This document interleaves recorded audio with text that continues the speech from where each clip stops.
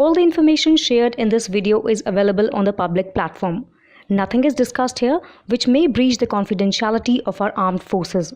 Defense Detective respects our defense forces and works only on the information that is available for public use. In a rare public rebuff, the Chinese envoy to Pakistan on Tuesday said that two deadly terror attacks within only 6 months were unacceptable and the government should launch a crackdown against all anti-China terrorist groups. Speaking at a seminar titled China at 75, Ambassador Jiang Zedong further said that security was the biggest constraint to the China-Pakistan Economic Corridor, CPEC, and without safe and sound environment nothing can be achieved. The ambassador spoke twice during the seminar, organized by the Pakistan-China Institute of Stalwart Politician Senator Mushahid Hussain. Jiang first spoke before the speech of Deputy Prime Minister Ishq Dar, and then he used his right to reply after Dar's remarks on the security for the Chinese. Ambassador Jiang said, "It is very unacceptable for us to be attacked twice in only 6 months and these attacks have also caused casualties."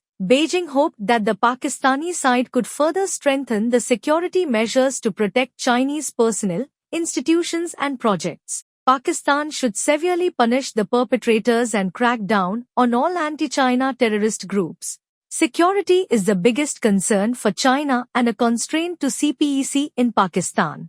Ambassador Jiang's remarks came after Deputy Prime Minister Dar said in his speech that Chinese are very clear no matter how lucrative an investment is anywhere, if the security issue is there they do not send Chinese personnel. Your country is the only exception. This is what the Chinese leadership told the Prime Minister of Pakistan in my presence. Ambassador Jiang clarified that President Xi cares about Chinese people's security and puts people's lives first. He especially cares about the security of the Chinese people in Pakistan. Every time when he meets with Pakistani leaders he asks for taking measures to ensure the security of Chinese personnel, institutions and projects. The terrorists have twice targeted Chinese nationals in the past 6 months, first in March and then again in October, just 10 days before the visit of the Chinese premier to Pakistan. It is highly uncommon when a foreign diplomat used his right to reply after the speech of the foreign minister, indicating divergent views on security between the two nations. Dar said that Pakistan was taking action against the terrorists and the progress would be shared during the next week's meeting between President Asif Zardari and Chinese President Xi Jinping.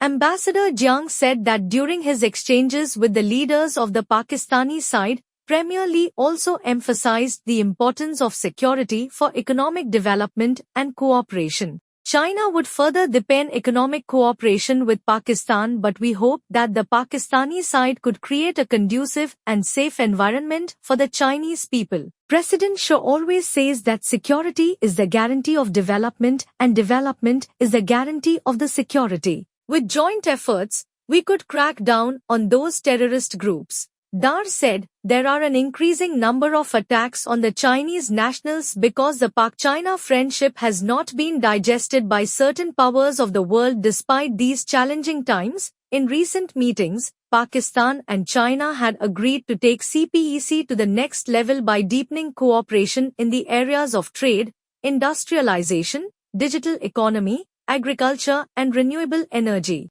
Dar also criticized the United States for its tactics to stop Beijing becoming a global economic power. China will be the biggest economy in due course despite all the tools that have been used against it, including increasing tariffs on its products up to 200%. Increasing tariffs from 25% to 200% is nothing but politics to use unfair ways to stop China from becoming a global super economic power. Dar also bitterly criticized the last Pakistan Tehreek-e-Insaf (PTI) government and former Director General of the Inter-Services Intelligence (ISI), Faiz Hamid for the current deterioration in the security situation. Dar said, while blaming the terror attacks on the PTI's policies of friendship with Afghanistan, we have to blame ourselves for the resurrection of terrorism. We have to blame ourselves for the cup of tea that we drank in Kabul, referring to Eltijan, retired, Faiz Hamid's visit to Kabul immediately after the Taliban takeover. Dar also said, "We have to blame ourselves for 102 hardened criminals who were involved in various crimes but were freed after the cup of tea. We have to take blame for 35,000 to 40,000 terrorists who had left Pakistan but came back after the last government opened borders with Afghanistan." On the issue of Dr. Afia Siddiqui, who is incarcerated in an American jail, the Deputy Prime Minister highlighted the government's efforts to persuade the American leadership to pardon her, but said that those efforts could not bear fruit. He said Prime Minister Shehbaz sent a letter to the US President, requesting to pardon Dr. Afia on humanitarian grounds, as the US presidents usually grant certain pardons before relinquishing the office. He added that a 3-member committee had been formed to meet the US parliamentarians to lobby in favor of her pardon, release, and sending her back to Pakistan. Coming to unabated Israel's barbarism in Gaza, he said that Pakistan was one of the rare countries which spoke vocally in favor of the Palestinian people and called for an immediate end to genocide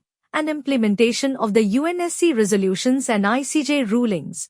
He said 48,000 innocent Palestinian people had been killed, with the majority of them being women and children, and another 80,000 injured. Expressing concerns over the attacks in Lebanon and Iran, he said Pakistan had sent 10 big consignments of relief goods to Gaza and had started hosting Palestinian medical students in Pakistan's public and private medical colleges to make them complete their education.